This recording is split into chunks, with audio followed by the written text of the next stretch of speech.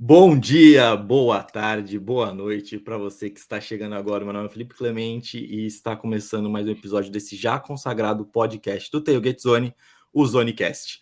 Não. Não é o Zonecast, mas também é um podcast já consagrado desse Tailgate Zone, é o Entradas Extras. Desculpem a falha, mas é isso aqui. Não, vocês não estão vendo, não é o multiverso de Natan, é o multiverso de Felipes. Então estamos aqui, eu e o Xará. E eu tô só no papel de figuração mesmo hoje, porque a informação que o Natan traz aqui eu não consigo trazer. Mas eu consigo trazer um pouco mais de carisma, entendeu? Um pouco mais de coração. E, inclusive, antes de apresentar meus amigos, eu preparei uma musiquinha também, porque agora eu tô nesse negócio de trazer uma musiquinha aqui. Então, vou colocar uma musiquinha para vocês antes da gente apresentar todo mundo. Quem tem um amigo tem tudo. Se o posso demorar, ele busca no fundo. É tão 10 que junto, todos pés em miúdo. É um ponto pra escorar quando foi absurdo. Quem tem um amigo tem tudo. Se a bala come, mano, ele se põe de escudo. Pronto pro que vier, mesmo a qualquer segundo. É um mundo pra chorar depois do fim do mundo. É isso aí, Natanzinho. Não ia deixar você de fora no seu podcast. Então estamos aqui para te cobrir. Estou fazendo um esforço danado aqui, mas é isso. Já mandei todo mundo a merda. Esse podcast vai ter palavrão. Desculpe, Joey, mas é isso, porque escapa da minha boca, não tem culpa. Bom dia, Fernandão. Você tá bem? Fala, meu patrãozinho, mestre Felipe, todo mundo que veio e ouve a gente aqui no Entradas Extras. Um abraço pro Joe, um abraço também pro Natanzinho. Estimo melhoras rápidas para ele. Pro Joe, infelizmente, o horário que a gente está gravando hoje o impossibilita de participar, mas ele está sempre com a gente aqui. E, patrãozinho, você me deixou emocionado com essa musiquinha do Emicida, viu? Muito bom. Gravar num horário e num dia diferentes do que a gente grava, né? A gente geralmente grava na quinta-feira na parte da noite ou finalzinho da tarde. E hoje gravando numa sexta-feira pela manhã. Muito gostoso começar a gravação com esse clima de amizade. Quem tem um amigo tem tudo. É isso aí. E grande Emicida também, que fica aqui lembrado. Bom dia, Xará. Eu já ia falar boa noite, porque eu tô acostumado com boa noite também, você sentiu, né? Bom dia, Xará. Você tá bem? Até pra gente é difícil, né? Eu tô de semi de férias, né? Acordar meio corrido assim, a casa tá uma zona, às vezes não dá tempo de preparar cenário e tal, mas tudo certo, vamos aí. Salve Fernandão, salve Felipe Xará. Um prazer receber você aqui, cara. Seja bem-vindo ao nosso podcast. É isso aí. Senhores, então, como sou eu que estou aqui, não é o Natanzinho, obviamente que eu não vou esquecer das redes sociais, né? Então, por favor, aqui, ó, para você que está vendo pelo YouTube, tá na tela, @entradas extras no Twitter e Facebook e Instagram, a gente usa as contas do Tailgate Zone, então é @Tailgate Zone. E só digita Tailgate Zone no Facebook, é isso. Também entra no site, confere o site, tem muita coisa interessante. Tem coluna nosso beisebol do Xará, tem o Fernandão e tem tudo mais. Bom, como quem está aqui hoje também sou eu vou fazer as coisas ao contrário. O Natanzinho fala do PAN só depois que começa, na nossa parte alta. Mas eu vou colocar aqui embaixo já. Então, crianças, está passando aqui embaixo. Nos apoiem nesse projeto. tzbr.online/tz no PAN 2023. Estaremos lá no PAN. Não é isso, Fernandão?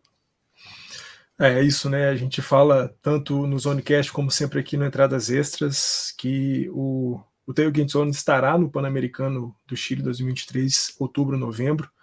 Estaremos lá, mas a gente precisa sempre da ajuda de vocês. Esse é um projeto que é financiado por nós, mas também financiado com a ajuda de quem pode contribuir. E é o que eu sempre digo, tanto aqui quanto também lá no Zonecast. Se você nesse momento não consegue contribuir com grana, não tem problema. Pega aí o link que está passando aqui embaixo, divulgue o máximo que você puder. Esse link chegando ao maior número de pessoas, maior é a chance de a gente ter o nosso financiamento bem sucedido e a nossa cobertura acontecer da melhor maneira que nós queremos fazer. É isso, contribua com a gente, tá aí, tzbr.online/tz no PAN 2023, passa por lá, conheça o que nós vamos fazer, contribua, divulgue, ajude, você vai fazer parte desse projeto com a gente. Exatamente. A melhor parte é que você vai ver a cara do nosso glorioso mestre, o meu xará, lá no Chile, lá em Santiago. Quer coisa melhor que isso? Não tem. E ainda com camisetinha preta escrito Tailgate Zone. Olha que coisa bonita, gente. Vai ser muito lindo. Vai ser muito lindo. Mas é isso. Vamos para a parte alta. Hey, take me out to the ball game. Take me out with the crowd. É muita maldade essa abertura que eu fiz, porque eu ouvi essa musiquinha, me dá vontade de estar no ballpark sempre. Mas enfim, vamos.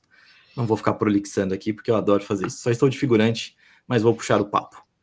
Mestre, tivemos brasileiros brilhando ao redor do mundo não, vou falar na França mesmo. Tivemos brasileiros brilhando na França, foram campeões. Você escreveu sobre isso na sua coluna e temos que falar desses brasileiros, o Alan e o Gabriel. Pois é, Felipe, a gente presenciou, né? A gente mencionou, acho que em algum outro episódio, sobre a existência de brasileiros em outras ligas.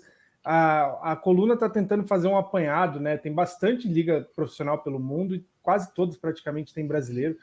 Então, na Europa, a gente ainda vai falar de outros lugares. Enfim, tem a Alemanha com brasileiro jogando, na Áustria tem técnico, na Ásia tem bastante gente também. Mas o fato é que na França a gente tem um sistema meio esquisito, né? Para uma liga até que recente, são 2 divisões, pelo menos, e fora um torneio pontual, que seria como se fosse uma Copa, né? Que foi vencida pelo Cougars de Montigny, equipe onde joga o Gabriel do Carmo e o Alan Fagnoni. O Alan já jogava, aliás, os dois já jogavam já fazia um tempo, né? O Gabriel tá acho que uns 5, 6 anos já na França, passou de time para outro, enfim, e aí ano passado o time do Cougars começa a aparecer, né, com mais intensidade para esse ano ganhar o título. É um dos melhores times do torneio como um todo, né, o campeonato francês, mas esse Challenge de France, né, a Copa em si, foi mais destaque ainda porque o Cougars nunca tinha vencido e bateu o atual campeão, né? Então, com boa participação, inclusive, dos brasileiros, não só no ataque, mas é o detalhe que a gente destacou por redes sociais, né? O arremessador do jogo final aí do Challenge de France, o cara jogou 13 entradas, 202 arremessos, e aí, para quem fala assim, pô, isso deve ser cansativo. Cara, imagina o catcher que passa o jogo inteiro agachado chamando esses arremessos, e o catcher era o Gabriel, né? Então, é um baita destaque aí dessa conquista, né? Os dois atletas fizeram um bom torneio, a gente destacou os números lá na coluna, e destaque porque principalmente o Gabriel ele é um dos pré-convocados também da listagem do PAN, né? Então, ficar de olho aí no desempenho dele. O Gabriel alterna aí o tempo, pelo menos ano passado alternou o tempo entre a França e a Argentina, né? Quando está fora da temporada na França, ele jogou no Pumas de Córdoba e provavelmente esse ano tem chance de fazer a mesma coisa, né? Mas é muito legal ver brasileiros conquistando espaço, né, nas ligas. Na França tem outros brasileiros que atuam, já teve mais gente atuando também, mas, óbvio, qualquer título coroa ainda mais o trabalho que esse pessoal desenvolve. É isso aí. Inclusive o que o Xará falou no finalzinho, que eu já falo pro Fernandão, a gente tem outros brasileiros também atuando na França. Quem sabe um dia a gente não tá lá com a logo do Tailgate na Torre Eiffel, né? Pô, seria muito legal, né? A França que nas últimas semanas tem trazido ótimas notícias pra gente, né? Não só aí o título, né? A vitória do Gabriel e do Alan com o Montigny lá no Challenge de France, mas também o quanto o Igor Kimura tem jogado muito bem pelo Arvernes, né, na segunda divisão do beisebol francês.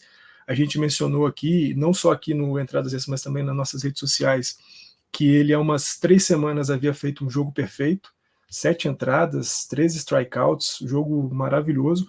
E na semana seguinte ao jogo perfeito, ele faz um jogo completo de 3 rebatidas com 15 strikeouts. Então, assim, o nível de dominância do Igor Kimura jogando pelo Arvernes, né, lá na França, é algo de se admirar de fato. O mestre Felipe até também o menciona na sua coluna, na coluna Nosso Beisebol dessa semana. E ele falou também, né, do Frank Lopes, que foi o arremessador do Cougars na final contra o Juan Huskies. Não só ele fez 13 entradas, 202 arremessos, como ele durante o torneio jogava de primeira base, e nesse jogo, no jogo final, ele era o rebatedor designado do time do Cougars. Então, você vê o quanto que esse cara se esforçou também, como todo o time. Eu conversei um pouquinho com ele depois pelo Instagram, para saber como é que ele estava, como é que estava o braço e tudo mais, e ele disse, não, estava tranquilo, que precisava descansar de fato, mas que o braço estava bem. Eu acho que, na verdade, ele não estava sentindo o braço, por isso que ele pensava que o braço estava bem. Pode ser, pode ser. Felipe, é muito difícil a gente fazer um podcast com pessoas tão cultas e refinadas. O Fernandão gastando o francês dele aí é complicado, né? Já sabemos o nosso... A gente mal fala português direito, o cara vem trilingue, poliglota aí. E um detalhe, patrãozinho Felipe, pessoal que está ouvindo e vendo a gente, sobre o Juan Huskes, é o maior campeão da França. Por incrível que pareça, a Liga de Beisebol da França existe já há algum tempo, não é algo recente. E o Juan venceu 22 títulos da Liga Francesa. Então nós estamos falando de um time que tem uma dominância importante no país e que era, como o Felipe falou, né, o último campeão do Charles de France, e agora o Montigny consegue seu primeiro título, e muito feliz de saber que esse primeiro título acontece com os dois brasileiros atuando por lá. Maravilhoso. Senhores, mas saindo da França e indo para o Oriente Médio, falei certo, né? Falei certo. Nós temos a Baseball United, né? Aquela liga que a gente já tem comentado aí no podcast. Eu não lembro se a gente chegou a fazer algum texto dela, acho que ainda não, mas a gente andou falando bastante aí nos últimos podcasts do Entradas Extras. Temos um time já que foi, não vou dizer fundado, mas já está estabelecido, que é o Mumbai Cobras, e foi divulgado, então, que ele tem agora o seu manager e também tem o seu GM honorário, né, Fernandão? Que coisa maravilhosa. Inclusive, esse GM honorário aí já tem relações com o Brasil. Sim, relações profundas com o Brasil, né? Barry Larkin, que é o GM honorário do Mumbai Cobras, foi técnico da seleção brasileira de beisebol durante pelo menos uns 4, 5 anos. Ele foi o treinador, o manager da seleção durante a fase classificatória do WBC anterior, sem ser esse que rolou em 2023, do WBC anterior, ele era o manager do Brasil, e agora é o GM honorário do Mumbai Cobras, que terá como manager o Chris Sable, que é um ex-terceira base do Cincinnati Reds, campeão da World Series, junto com Barry Larkin, em 1991, eu acho que foi 91, por aí, na década de 90, ambos membros do Hall da Fama, tanto Chris Sable quanto Barry Larkin são membros do Hall da Fama do beisebol, e agora vão estar juntos lá no Mumbai Cobras, essa liga, né, do Oriente Médio ali e subcontinente indiano, com equipes da Índia, dos Emirados Árabes, Sri Lanka, Paquistão, outros países ali da região que vão possuir também franquias criadas pela Baseball United, é algo que tem movimentado bastante a imprensa internacional. A gente aqui no Brasil, exceto por nós do Entradas Extras, pouca gente está falando, mas eu tenho acompanhado muito a imprensa espanhola, a imprensa francesa, e claro, ali da região do Oriente Médio e Índia, e é uma liga que está criando muita expectativa. Algumas coisas ainda estão por acontecer, né? Esse ano a gente ainda vai ter a revelação de mais 3 franquias que serão criadas. Em novembro, Mumbai Cobras, mais essas 3 franquias, farão um torneio exibição em Dubai para lançar efetivamente a liga, e aí ao longo dos próximos meses, depois de novembro, a gente vai ter a definição das outras 6 franquias. É uma liga que vai contar com 10 franquias no total, e tem uma série de jogadores aí já pipocando pelo mundo afora que vão ser parte dessas franquias, né? Vai ser feito um draft com 200 jogadores, e esses jogadores vão ser distribuídos entre essas 10 franquias. A gente sabe que o André Rienzo é um desses caras que está convidado a participar. Bartolo Colon, imagine só, Bartolo Colon, do alto dos seus 50 anos, também convidado a participar. Fora que também, do lado de fora dos campos, a gente tem gente do tamanho de Mariano Rivera, de Félix Hernandes, de Elvis Andrews, fazendo parte da organização dessa liga. Está chamando muita atenção, tem muita coisa legal para acontecer, tomara que seja uma liga bem sucedida, porque é mais um lugarzinho para a gente estar e ficar sabendo do que está acontecendo de beisebol por lá. Muito bom. Xará, obviamente que a gente não está acostumado com essa formação, provavelmente eu devo ter pulado você em algum momento. O que você gostaria de comentar? Não, só voltando um pouquinho na questão da França, né? É uma chamada, depois no fim a gente faz o reforço. A gente comentou sobre o Alan, o Gabriel e o Caio, né? O Caio, que é o receptor do Les Arvennes, como a gente comentou no dia que falamos do jogo perfeito do Igor. O Caio é casado com a Lilian Miyagawa, acho que é isso. Miyagawa. Isso. E aí a Lilian disputará nesse final de semana, né, dia 27, começa o desafio da França de softball, né? A mesma competição que o Montigny Cougars ganhou, para a versão de softball, o time da Lilian, que é o mesmo do Caio e do Igor, só que, óbvio, competindo pelo softball, vai defender o título, né? Então, a Lilian é uma das atletas do time. Vale esse destaque, né? A gente fala bastante sobre beisebol, mas, querendo ou não, né, o soft é tão forte quanto aqui no Brasil, né? Principalmente nos anos mais recentes, a seleção de soft conquistou muita coisa, muito espaço, às vezes até com pouco apoio, né? A gente tem muito interesse pelo beisebol, pelos tantos atletas que estão disputando as ligas principais, né? Muito prospecto brasileiro indo para os Estados Unidos, e tem muita gente, muita menina do soft também fazendo esse caminho, né? Tem muita menina que ganhou bolsa em faculdades de estrangeiro para poder disputar. A seleção, óbvio, nesse último ano não conseguiu classificação para o PAN, mas enfim, tem se destacado aos poucos. A seleção sub-15, sub-16 vai para o Mundial no Japão com financiamento do COB, né? Até uma informação que é importante a gente mencionar. Então, o soft tem chamado muita atenção aqui no Brasil, em alguns casos, algumas épocas, até mais que o beisebol, né? Então, fica esse registro aí que a Lilian vai disputar o Challenge de France, como disse o Fernando, a partir do dia 27, pelos Avernets. Boa. Já volto para você então, Xará. Mumbai Cobras, a gente não tem ainda informação dos outros, mas o Mumbai Cobras começa relativamente bem, visto tudo que o Fernandão falou e visto os nomes que já conhecemos bem. O que a gente tem de informação é bem pouco, e até tem muita gente questionando, né? Porque, querendo ou não, a liga proposta, né, pelo Baseball United está tentando surgir em um local que o cricket reina com folga, né? Tem até uma observação, né? Esses tempos saiu a notícia da queda de assinaturas num dos serviços de streaming, acho que era do Disney, né? Na região lá da Índia, justamente porque eles perderam os direitos de transmissão do torneio de cricket, né? Então todo mundo migrou de plataforma porque o pessoal é meio fanático pelo esporte, especificamente na Índia. No Oriente Médio até tem, mas ainda como tem muita gente transitando, né, dos Estados Unidos, de outras regiões do mundo, acaba sendo um terreno fértil para desenvolver uma liga local de beisebol, né? E óbvio, onde tem dinheiro as coisas geralmente acontecem, né? Então, tem um amigo meu que mora em Dubai que comentou que não tem nem campo direito na região, né? E ele falou assim, eu não sei como é que vai acontecer.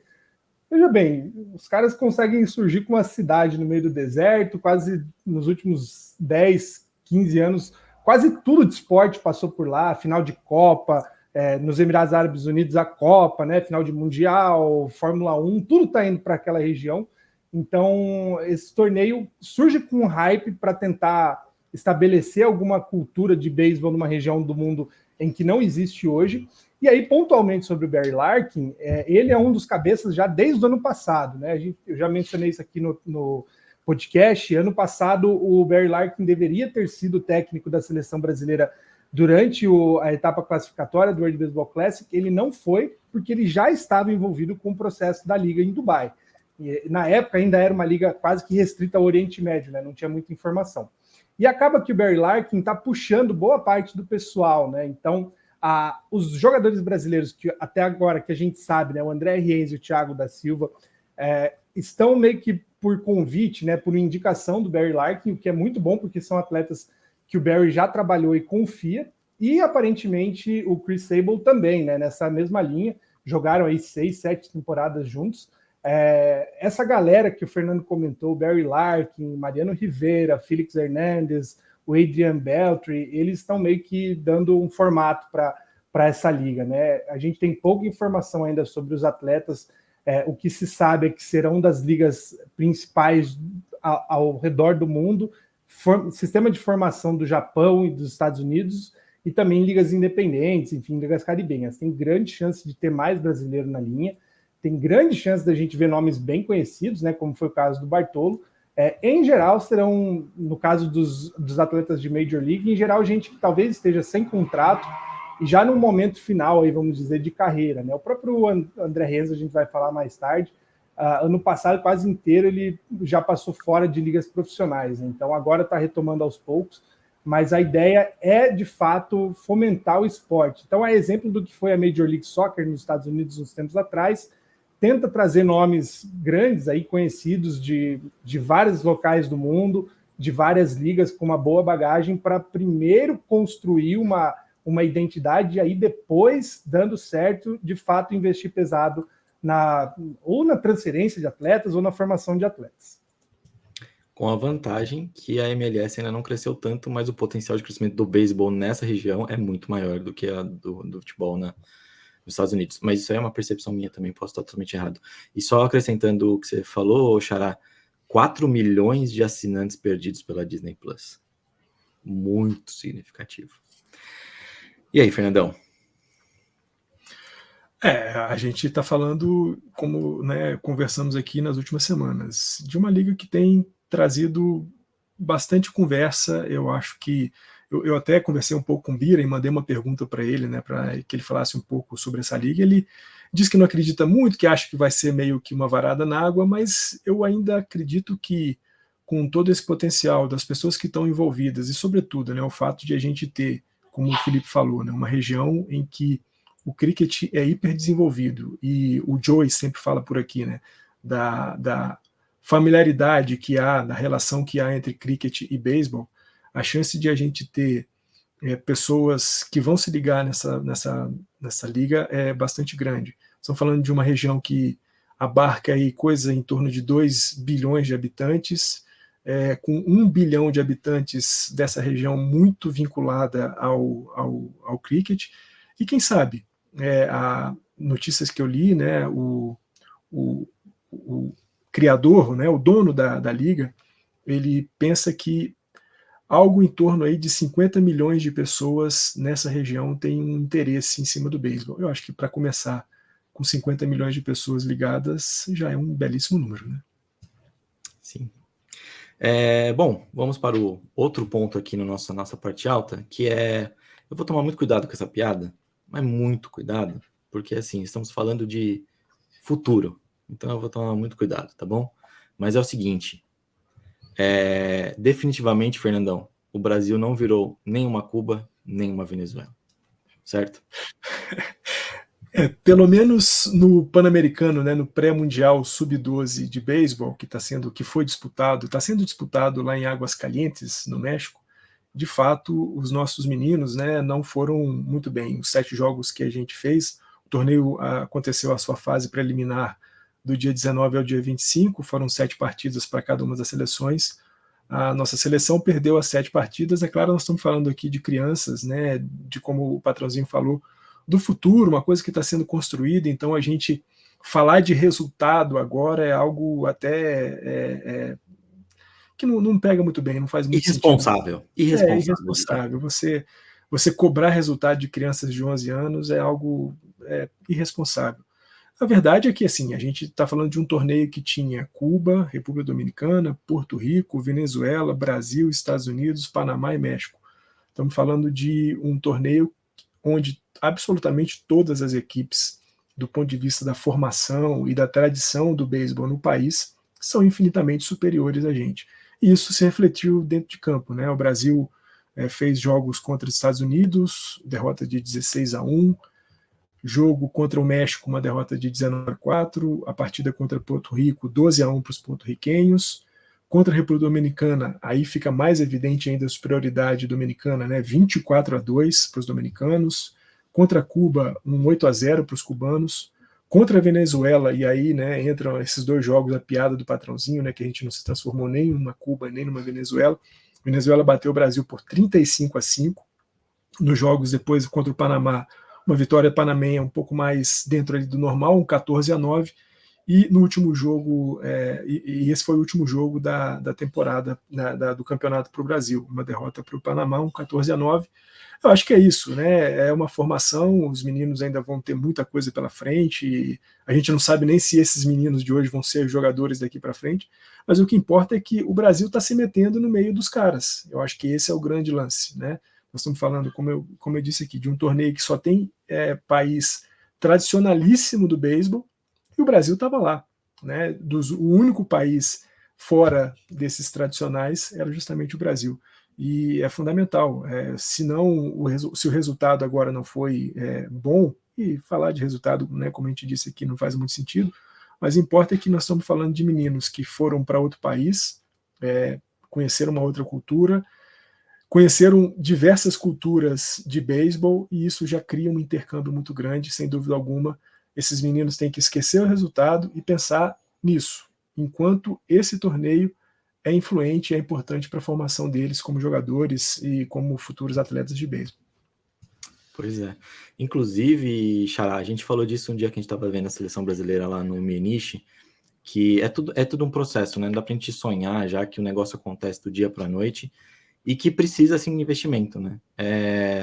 E talvez fique claro isso vendo essas crianças irem para fora, né? A gente com certeza tem talento, e que a galera sempre vai achar o resultado, sempre vê o resultado, mas tudo é processo, tudo é um processo. Trust the process, como diria o Embidão uma vez, que não tem nada a ver com beisebol, mas enfim, soltei o Embidão aqui. O beisebol, ele é um esporte que, quando trabalhado nas bases, né, não só o beisebol, mas quase todos os esportes, existem formas, né, de você trabalhar. Ao meu ver, né, acompanhando esporte há muito tempo, até certa idade não adianta instigar tanto assim a competição, né, a fome pelo título, porque é muito mais tratado como uma atividade de recreação e de construção de caráter, né, de laços fraternos, de entendimento sobre hierarquia, sobre jogo em equipe, sobre, né, aquele lance da cooperação de todos dentro do esporte. Quando a gente está falando de crianças de até 12 anos, não adianta você cobrar resultados excepcionais, né? Óbvio que alguns times vão se sobressair, né? De todos os que o Fernando mencionou, os Estados Unidos, por exemplo, não perdeu nenhum jogo, mostra como eles são muito superiores, mas no fim do dia não faz tanta diferença, porque são crianças de 12 anos, né? Aqui no Brasil, o pessoal estima, né, que até uns 14, 15 mais ou menos, crianças que nunca tiveram contato com o esporte ainda podem entrar para se desenvolver. Então, eu entendo que até esse ponto ainda é uma atividade de recreação e desenvolvimento pessoal, muito mais do que a importância pelo título, né? Como o Fernando falou, a importância é estar nos torneios, principalmente em termos de ranking. O ranking da Confederação Mundial, né, da World Baseball and Softball Confederation, ele sempre considera o tanto de jogos que você faz contra as seleções que também fazem parte do ranking. Então, quanto mais jogos o Brasil fizer, independente do resultado, melhor para o Brasil em todas as categorias, né? Desde do T-ball, passando pelos sub-12, sub-15, sub-18, adulto. Não adianta ficar de fora das competições, porque daí sim a gente tem dificuldades de desenvolver o esporte por aqui, né? Eu queria fazer um destaque especial, né, sobre esse torneio, que vai acabar para o Brasil, inevitavelmente, mas o grande chamariz, né, que a gente teve foi justamente nessa derrota. Nem dá para chamar de jogo, né? Foi um passeio que a gente participou aí contra a Venezuela. Um torneio que é masculino, teve duas meninas em campo, né? A Francis Sandoval pela Venezuela e a Ana Takahashi pelo Brasil. São as duas únicas meninas convocadas, né? Não existe uma restrição de convocação para torneio, geralmente cria-se esse distanciamento por conta de performance, né? Não estou aqui para dizer que alguém não pode fazer algo, mas culturalmente existe essa separação. Em algum momento, inclusive, o softball quase que se profissionaliza como um esporte feminino e o beisebol quase que exclusivamente masculino. Não é exatamente a restrição, né? Tanto é que torneios com chancela da Confederação Mundial têm essa permissão. O fato é que a Ana e a Francis, só pelo fato de serem duas meninas num torneio em que todas as seleções são masculinas, já chamaram a atenção, mas a Ana rebateu um home run nesse jogo, né? Então foi o grande lance de destaque da seleção brasileira aí nesse torneio, no meio de tantas derrotas que nem vale a pena mencionar. A grande história foi a única menina convocada rebatendo um home run nesse jogo. Então, fica um incentivo, né? Eu não sei exatamente quem ouve a gente, se você já tem seus filhos e filhas no esporte, mas fica o convite, né? A gente tem interior de São Paulo, interior do Paraná, em outras regiões do Brasil também, muito time. O beisebol e o softball são esportes muito legais para para se colocar, né, seu filho, sua filha, para praticar desde cedo, justamente pelos valores que ensina, né? Eu fui com a minha esposa que está aqui atrás, a gente assistiu um torneio muito simples em Indaiatuba, 1 mês e meio atrás, mais ou menos, 2 meses, com o T-Ball, né, que é uma categoria de 7, 8 anos, são crianças bem pequenas, e aí a imagem que a gente fala, se você nunca viu algo, imagina o galinho Chicken Little com aquele capacete que é o dobro da criança. São várias, assim, né? Que o taco é mais pesado do que qualquer coisa. E é muito legal ver que tem jogos que o placar é extremamente elástico, perde totalmente o controle da partida. Ainda assim, o técnico para, reúne todo mundo, conversa com calma, falando sobre aquele momento, qual é a importância de absorver aquela derrota. É um trabalho, como você falou, é um processo de construção mesmo. Então, que continue sendo investido cada vez mais para que essa formação seja sempre a melhor possível dentro do esporte. E de valores, a construção social também do esporte, que a gente sempre fala que isso tem muita ligação. Bacana. Falando de processo, vamos falar agora de um jogador. Não teve sentido essa ligação. Eu tentei puxar uma ligação, mas eu não consegui. Confesso, desculpem. Perdão. Mas vamos falar do processo de retorno para o México Boa, muito jogador. Obrigado. Muito obrigado, Fernandão. Processo de retorno do André Rienzo para o México. Então ele fez sua estreia pelo Leones de Yucatán. E é isso. Fernandão, como foi essa estreia do Rienzo? Reestreia? Será que reestreia seria legal? Reestreia no México. A reestreia dele no México. O Felipe falou, né? O Rienzo estava um tanto quanto afastado. A gente teve contato com o Rienzo durante o WBC, ele foi comentarista lá no Band News, e ele falava, né, que do período que ele estava aqui no Brasil, ele jogava como rebatedor, ele não joga como arremessador aqui no Brasil. Então, ele estava jogando aqui, mas jogando fora da posição, e ele agora, voltando para o México, ele fez uma estreia, uma reestreia dentro daquilo que um cara que estava um tempo parado, a gente está falando de um arremessador, a gente sabe o quanto que ritmo para o arremessador é fundamental, uma reestreia boa. Foram 4 entradas, 4 rebatidas cedidas, entre elas um home run, 3 corridas merecidas com 2 walks e 2 strikeouts na vitória do Leones de Yucatán em cima do Saraperos de Saltillo por 8-6. Acho que é uma reestreia boa.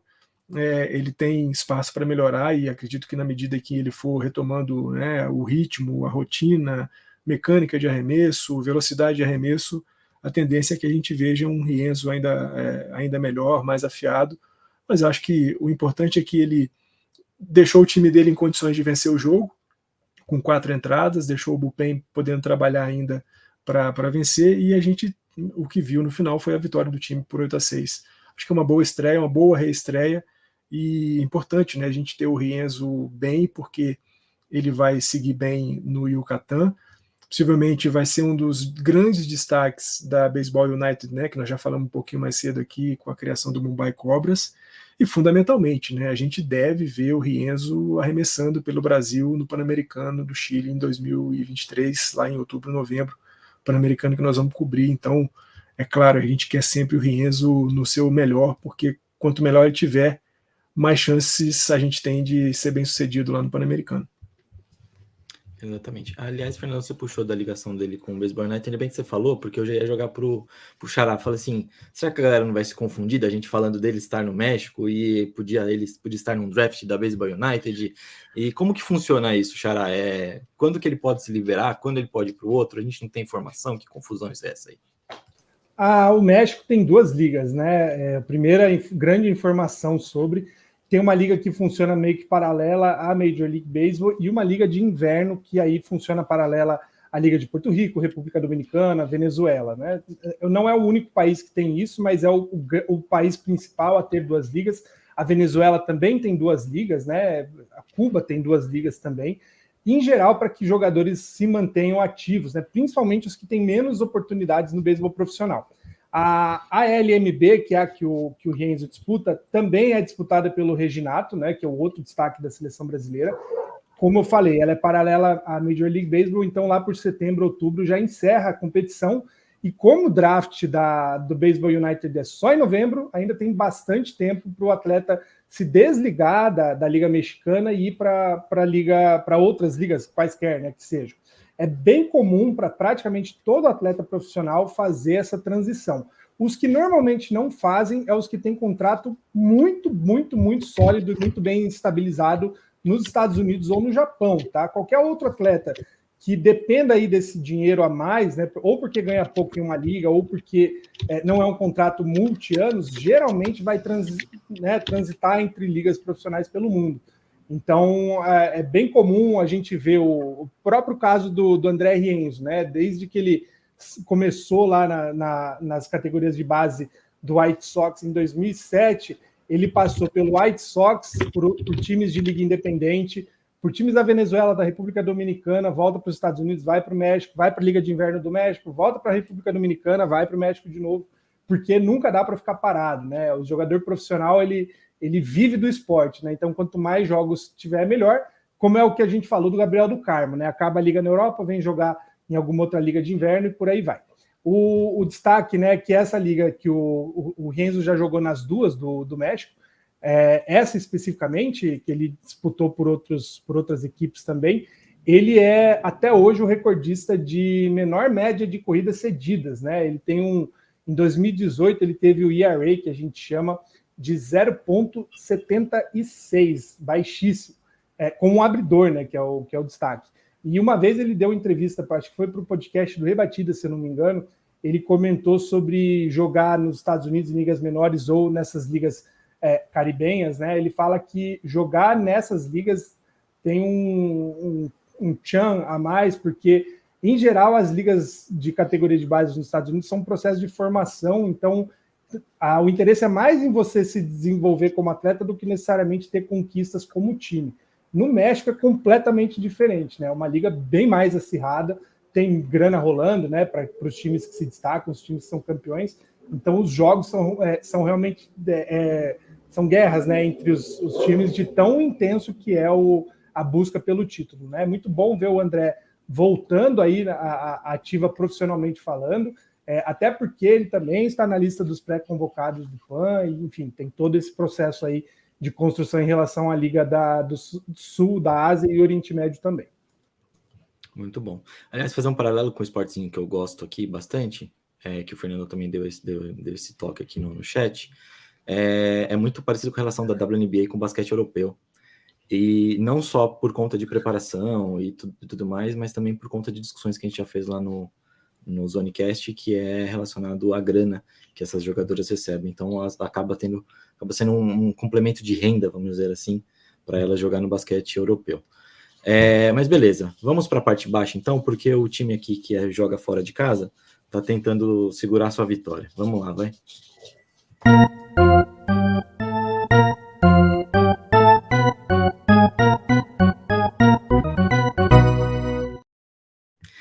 É isso, agora tem a baleia aqui no fundo também. Aí, o cão apareceu, mas é isso.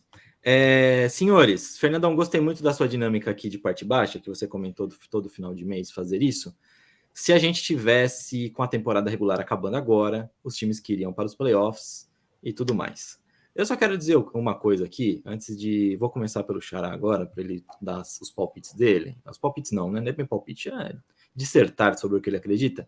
Que eu não espero nada menos do que um Baltimore Oilers, para manter a tradição do Natanzinho, um Baltimore Oilers na World Series contra um Milwaukee Brewers, para seguir o que o Joey tanto fala do Brewers aqui. É isso. Vai lá, Xará, o que você acha? Como parte comprometida na conversa, né? Toda vez que a gente fala sobre possibilidade de playoffs, aí eu olho para a tabela da Liga, da Divisão Leste da Liga Americana, me dá uma angústia, porque é aquela coisa, né? Toronto Blue Jays aí com um jogo acima do ponto 500, né? Que é a média, vamos dizer, o sair zerado. Blue Jays seria líder de outras duas divisões, se eu não me engano, né? E é o pior time da Divisão Leste da Liga Americana.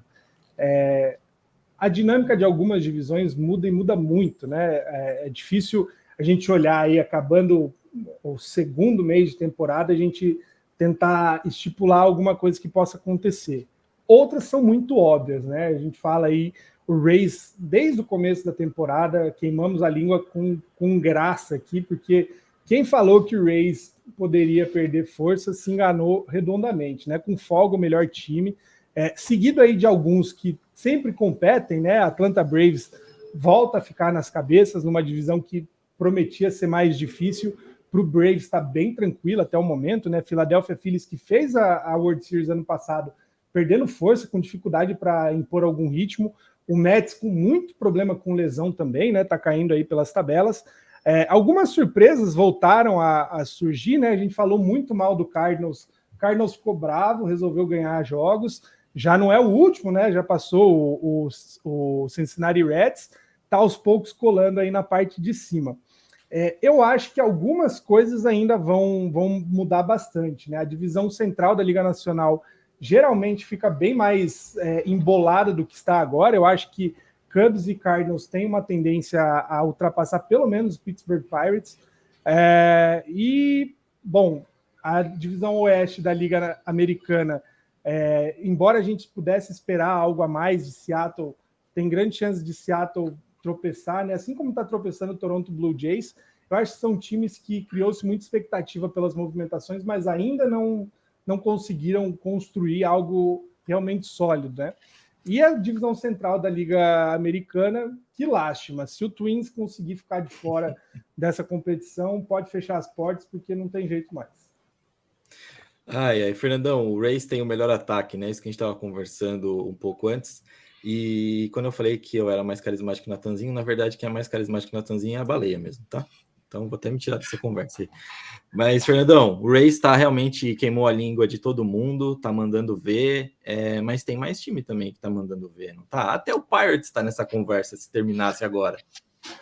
Justamente isso, né, Patrãozinho? A gente tem aí pelo menos algumas boas surpresas, se é que a gente pode chamar o Texas Rangers de surpresa, né? Porque o time nas últimas 2 temporadas fez investimentos pesados, trouxe muita gente importante para o time.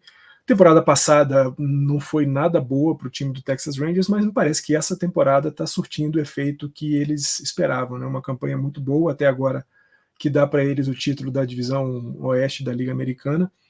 Mas a gente tem também um Los Angeles Angels que, embora não esteja, né, entre os classificados se os playoffs começassem hoje, mas está um jogo atrás só do Houston Astros, que foi o antigo campeão da divisão oeste da Liga Americana, mas que esse ano, embora tenha melhorado muito, teve um início bastante lento, o time do Houston, e aí a gente ainda pode pensar que nessa divisão oeste da Liga Americana as coisas vão ficar mesmo lá pelo lado do Texas, né? Houston e Texas vão ser os 2 times a brigarem aí pelo título, mas é bom ver esse Angels, pelo menos ali querendo incomodar, porque afinal de contas a gente está falando de um time que tem Shohei Ohtani, que tem Mike Trout, então seria muito legal ver esses caras no playoff. Tô com o Mestre Felipe, né, quando ele fala que Seattle e Toronto, que eram 2 times que a gente tinha também muita perspectiva, muita expectativa em cima, por enquanto estão decepcionando. E aí quando a gente fala de Seattle, dentro dessa divisão oeste da Liga Americana, com Houston e Texas correndo já bastante à frente, bastante difícil pensar que os Mariners possam se recuperar, mas claro, nós estamos falando ainda do final do segundo mês de temporada regular, tem muita coisa ainda para acontecer.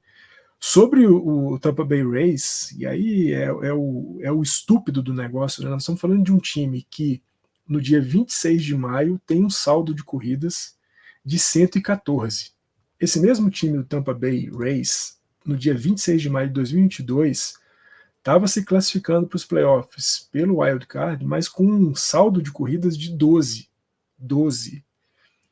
É assustador o que o time dos Rays está fazendo em 2023. Assustador que em 2 meses, tanto Rays quanto Rangers tenham conseguido saldos acima de 100 corridas. 114 para o time dos Rays, 112 para o time do Texas, que na temporada passada, nesse mesmo dia, estava longe de qualquer coisa de playoff, com um saldo negativo de 3 corridas. Então a gente está vendo uma evolução gigantesca do time do Texas Rangers, isso os números estão mostrando não só na classificação, mas também na capacidade de produzir do time. Um time que melhorou muito no montinho, isso precisa também ser colocado, né? Dunning, Eovaldi, os caras estão jogando bem lá pelos lados dos Rangers, mas Tampa é aquilo que o Mestre Felipe fala, né? Quando a gente menos espera, é de lá que não vem nada mesmo, porque o time que a gente não esperava nada tá dando tudo, né? Tá dando tudo. E com essa disparada já aí no começo da temporada, numa divisão muito difícil, né? A única divisão em que todo mundo está positivo, ainda que, né, Toronto esteja ali na tábua da beirada para não estar mais positivo, mas ainda todo mundo positivo. Começar uma corrida na frente como eles começaram é bastante importante. Lá pelos nossos lados, patrãozinho, o que a gente tinha no dia 26 de maio de 2022 era ainda Atlanta, Brewers e Dodgers, Brewers, Dodgers e Mets se classificando, com Atlanta do lado de fora em 2022 e com os 3 Santos se classificando pelo Wild Card, San Diego, São Francisco e St. Louis, aí fazendo o trio de Santos indo para a temporada, para pós-temporada. Compensação, esse ano nós temos 2 invasores. Vai com calma aí. Temos, por enquanto, 2 invasores bastante legais de se ver, né? Arizona Diamondbacks, que me parece ser um time mais confiável e mais estável do que o Pittsburgh Pirates, que começou a temporada de maneira também assustadora, mas agora já mostra a volta à média, né, a regularidade do que a gente espera de Pittsburgh, que ainda está se classificando pelo Wild Card, mas hoje com a campanha 25 vitórias, 24 derrotas, então já mais dentro daquilo que a gente espera dos Pirates. Mas Arizona não me parece ser um time que vá perder fôlego ao longo do campeonato da temporada. Vai depender muito mais Arizona do que San Diego e Dodgers vão ser capazes de fazer dentro da divisão oeste da Liga Nacional e do que outros times como o próprio Philadelphia, os Mets, St. Louis e Atlanta vão fazer nas suas divisões. É muito difícil pensar no Arizona se classificando para os playoffs via título de divisão, mas se eles pretendem se classificar para os playoffs, vai ser pelo Wild Card e aí vai precisar de brigar com esses times. Mas o começo de Arizona é bastante sólido, o time jogando muito bem com Perdomo, com Rojas, com Ketel Marte, com Pave Smith jogando bem, e um montinho muito seguro, né? Capitaneado aí pelo Zach Gallen, que já foi capa do nosso Entradas Extras. Zach Gallen jogando muito, e vai ser legal de ver como é que essas coisas vão se estabelecer lá pelo lado do oeste, mas a verdade é que se os playoffs começassem hoje, a gente não teria Filadélfia, o último vice-campeão da World Series, não teríamos um San Diego, time cujas expectativas eram enormes e continuam sendo, mas por enquanto hoje as coisas não estão funcionando por enquanto. Pois é, né, Xará? Eu vou jogar para você essa porque o Fernandão tem um ódio no coração aqui, então eu tenho que falar disso com você. Se ele falou que está assustador esse desempenho do Tampa Bay Rays, e realmente é um negócio incrível, quem também está assustador, mas negativamente, é o próprio San Diego Padres, que ele falou por último aí. Mas vamos conversar nós dois sobre Padres, para o Fernandão não vir com ódio no coração e todo mundo achar que a gente odeia o Padres. Até porque a gente não odeia o San Diego Padres. Pode voltar com a câmera, Fernandão, tudo bem, não tem problema. Padres é aquela coisa, né? Eu acho que todo time, quando começa a abrir a carteira, cria uma expectativa muito grande. E aí, infelizmente, os analistas, insiders da Major League, são movidos a esse hype. Desde o ano retrasado, né, que o Padres começou a construir esse time, né, quando surge Fernando Tatis, Manny Machado vem para o time, aí começa essa construção de uma nova identidade. Ano passado desembolsa uma renca de prospecto pelo Juan Soto. Todo mundo olha e fala, cara, é impossível que esse time vai ficar de fora, né? Só que daí você olha o Mets, que gastou aí, foi o segundo time que mais gastou na agência livre, o time também está com dificuldades, né? O beisebol, ele não é um esporte, nem sempre, né? Não é um esporte em que o mais rico ganha. O Yankees ganhou muito, a gente sabe, mas nem sempre a melhor folha de pagamentos, a maior folha de pagamentos é a que ganha o título, né? Isso é muito legal do esporte, que é justamente a capacidade de renovação dos times, né? A gente sempre vê um grupo aí de uns 8, 5 times sempre brigando, mas alterna muito entre eles, né? O legal do Padres é que é um time de mercado pequeno, que não tem uma grande tradição, mas está, sim, buscando, né?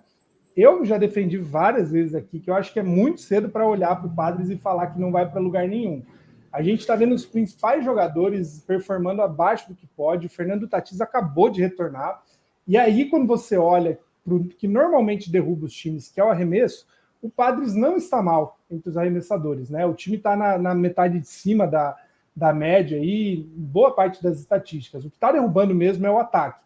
Só que você não pode simplesmente olhar para um time que tem o Manny Machado, que agora está machucado, que acabou de voltar com o Fernando Tatis e Juan Soto em slump, e falar que esse time não vai para lugar nenhum. É muito difícil que o time passe o ano inteiro. A gente tem ainda junho, julho, agosto e setembro, 5 meses praticamente, de temporada, sem que esses jogadores, em algum momento, comecem a, de fato, rebater, né? Eu, já entrando mais ou menos no walk-off, né, eu acho que daqui para frente a gente pode sim esperar que, assim como foi o Cardinals, uma série com uma mudança de ares faz o time sair lá da parte de baixo e indo para as cabeças, né? O time do Padres é muito bom, no papel, pelo menos. A rotação, que talvez fosse a dúvida, né? A gente tem o Darvish mais confiável, o Musgrove e tal. A rotação está indo bem, o bullpen está indo bem, o ataque que precisa melhorar e, inevitavelmente, em algum momento vai melhorar sim. E aí tem uma questão que vale para todos, né? Para toda análise que a gente faz da tabela, lembrando que esse ano teve alteração na organização dos jogos, né? Então, os times estão jogando muito mais contra rivais de fora da divisão do que dentro da divisão. Beneficia muitos times que geralmente levam paulada dentro da divisão.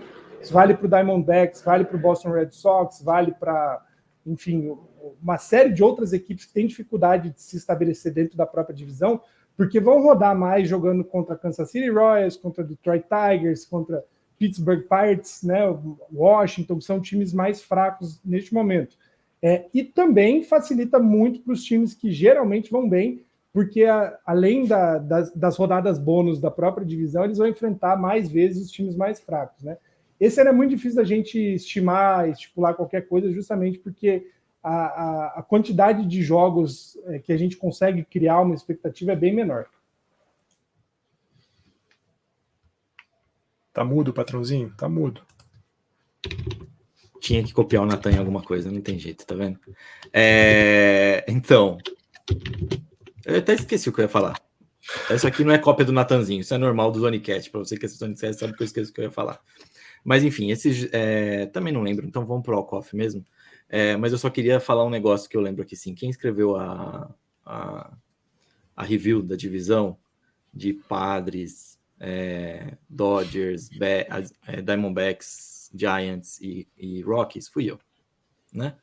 Então, assim, eu tô pagando a língua várias vezes, porque eu falei que talvez a rotação do Giants fosse a melhor da divisão, que o problema de San Diego seriam os pitchers. Então, assim, eu caguei de várias formas, é isso. Mas vamos para o nosso walk-off para continuar falando de Padres, porque era Padres mesmo o assunto aqui. Vamos embora.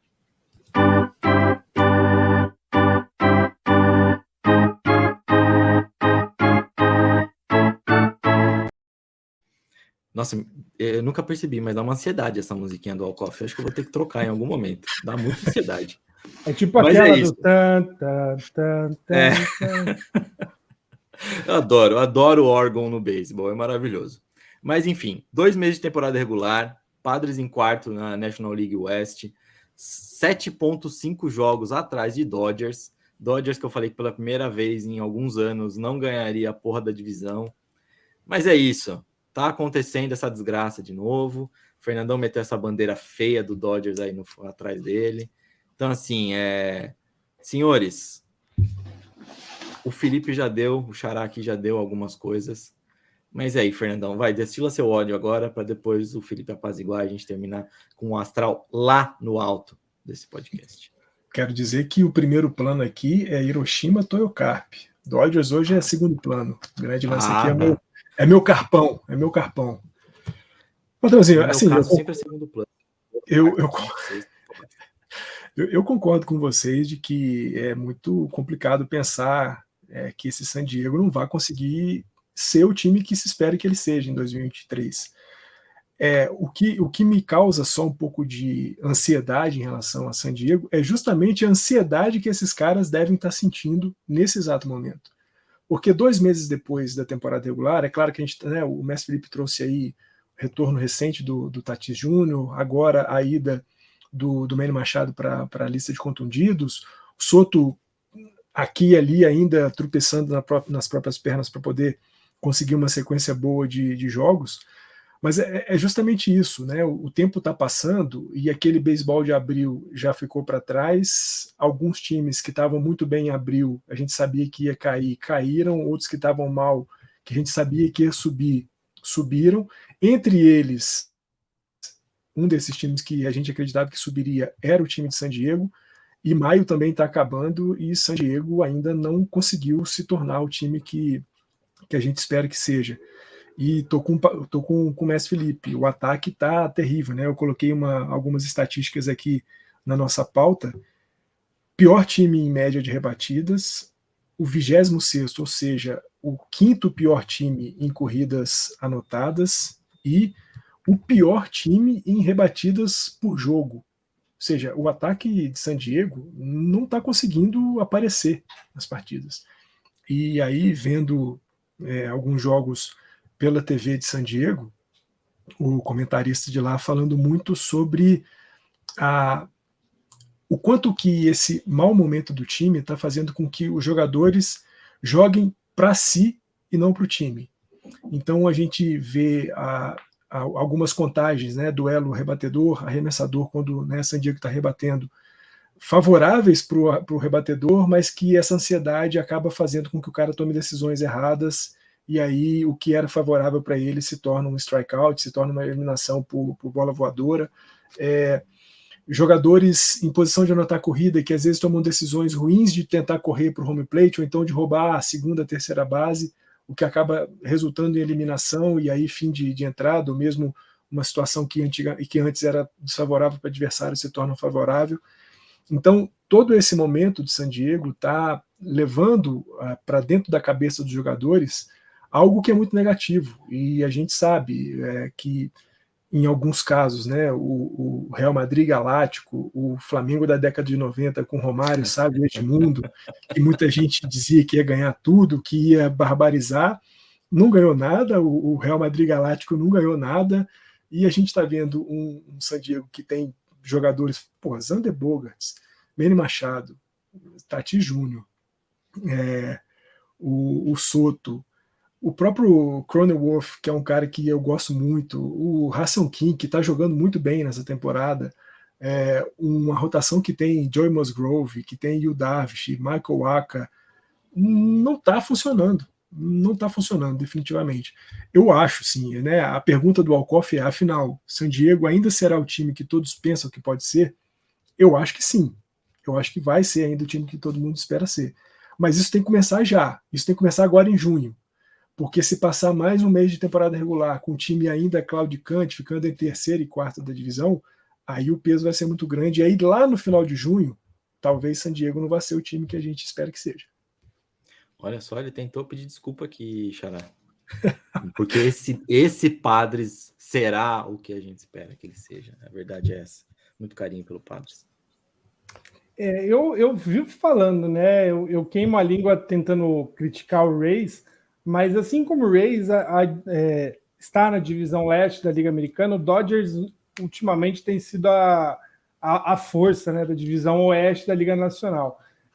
Eu acho que qualquer melhora para o Padres vai ser para disputar dentro do wild card, né? O Dodgers já está deixando uma boa margem, o que a gente esperava que o Dodgers pudesse ter dificuldade não está tendo.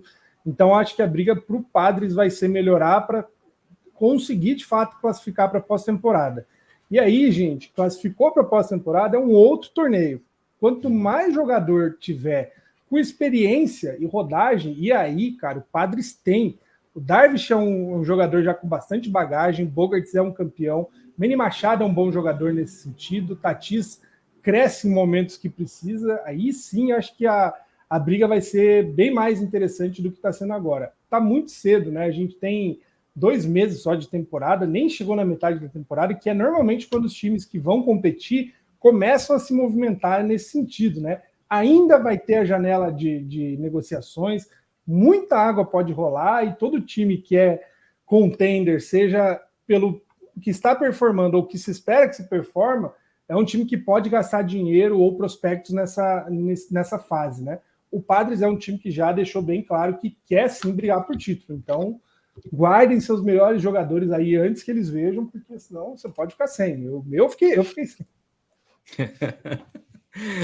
E assim também, é uma cidade carente esportivamente falando, né? Então, assim, é óbvio que todas as atenções da cidade voltaram para o Padres e quem tá lá quer realmente fazer alguma coisa pelo time, pela torcida. É um lugar muito legal de ir mesmo. Bom, enfim, é paixão isso minha. Mas eu acho que tem tudo, é o que o Xará falou, né? É cedo ainda, não dá pra gente querer matar os caras já. E gente fora, o Machado fora, Tatis voltando. Então, e o que poderia assustar mais, pelo menos está rodando bem, que são os nossos queridos arremessadores. É isso. Senhores, vocês querem dizer mais alguma coisa? Então fechamos. Você quer? Não, eu quero. Então diga. Quer dizer que foi um prazer enorme ter você aqui, Patrocínio. Eu quero dar um beijo no Natanzinho, um beijo no Joey, mas pô, foi muito legal ter você aqui. De vez em quando, se o Natanzinho ficar meio quebrado como ele está, você é o homem da ancoragem aqui no nosso Entradas Extras. Um beijo enorme para você, um beijo enorme para o Mestre Felipe, para o Joey, para o Natanzinho, para todo mundo que veio e ouve a gente aqui no Entradas Extras. E eu digo sempre que onde tiver uma bolinha dessa aqui voando, lá nós estaremos. É isso aí. Você viu só? Ainda terminou assim, Xará.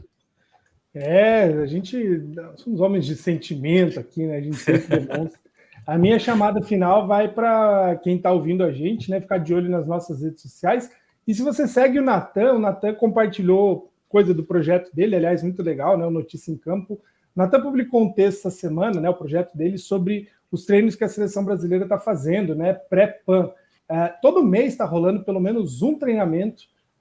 Os primeiros foram no Mieniche, em São Paulo. Daqui para frente vai ser lá no CT da Yakult, em Ibiúna. Não é um lugar tão simples assim de chegar, mas caso você esteja de bobeira, fique de olho, tente acompanhar. Boatos que talvez tenha algum jogo amistoso aí com seleções do PAN, antes, óbvio, de setembro, outubro, né, que é quando a seleção embarca. Mas é até legal para você ter o primeiro contato aí com os jogadores, né? Tem gente... A seleção hoje, né, a pré-convocação, ela é feita de muita gente que joga aqui no Brasil, mas muita gente que já jogou fora, né? Tem muita gente que fez faculdade nos Estados Unidos, alguns atletas como o Igor Kimura, né, os irmãos Januário, que já passaram pelas ligas menores da Major League Baseball também. E, óbvio, chegando mais perto do PAN, vai ter, né, esperamos que tenha toda a galera que está nas ligas maiores nos Estados Unidos e no Japão, enfim, o pessoal que joga nas ligas independentes também, os melhores talentos do Brasil. Mas fique de olho nas nossas redes sociais, na coluna. A gente está tentando atualizar conforme dá, né? Bastante informação. Não é eximindo a minha culpa, né, de não conseguir cobrir tudo, é porque realmente é muita gente, é muito jogo para acompanhar. São pelo menos 4 caras nas ligas menores, fora os caras das ligas maiores, fora as ligas do Japão, que a gente nem tem como acompanhar de forma, né, legal, sem ser por link corsário, né? Então é difícil a gente acompanhar todo mundo, mas fique de olho no que a gente tem produzido de conteúdo para poder acompanhar aí o trajeto desses atletas que tanto fazem pelo beisebol brasileiro e que a gente continue aí nessa toada de conquistar cada vez mais. É isso aí. Setembro, outubro que a seleção embarca e outubro que Natanzinho e Felipe embarcam e Fernandão e eu embarcamos uma semana depois, se eu não me engano, eu não lembro agora, mas é por aí. É isso. Então, do meu jeito, foi muito bom estar com vocês, foi muito bom conversar com vocês, aquele efusivo abraço, e semana que vem Natanzinho está de volta aqui para não afundar esse podcast, porque a minha função foi só afundar que nenhuma âncora de verdade. Mas é isso, beijo grande a todos, fiquem com a gente, entrem no link aqui embaixo, não esqueçam, tá bom? E é isso.